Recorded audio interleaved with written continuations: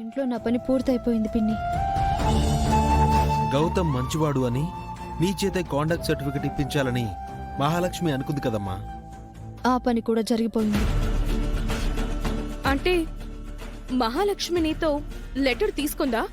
తాను తీసుకోలేదు, నేనే ఇచ్చాను. ఆవిడ చాలా తెలివైన దాన్ని అనుకుని నాతో లెటర్లో సైన్ చేయించుకుంది. అక్కడే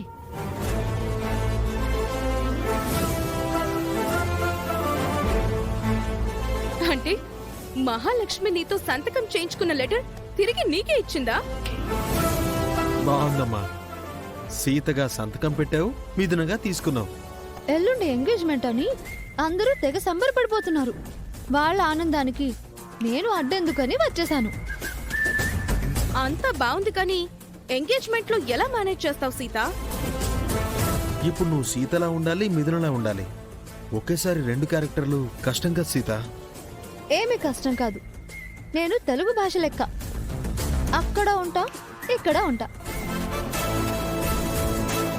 సీతలా మిథునలా రెండు క్యారెక్టర్లు ఒకేసారి పోషిస్తా.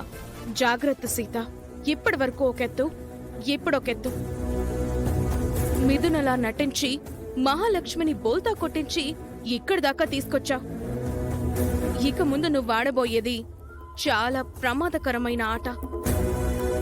అవునమ్మా, ఇప్పటి వరకు మేం ధైర్యంగా ఉన్నాం గాని ఇక ముందు జరగబోయే తలుచుకుంటే కాస్త భయమేస్తుంది. భయం ఎందుకు? ఇప్పటి వరకు ఎలా జరిగిందో ఇక ముందు అలాగే జరుగుతుంది. మహాలక్ష్మిని తక్కువ అంచనా వేయకు సీత. తను ఎన్నో నేరాలు చేసి ఈ స్థాయికొచ్చింది. నువ్వు ఏ చిన్న తప్పు చేసినా దొరికిపోతావు.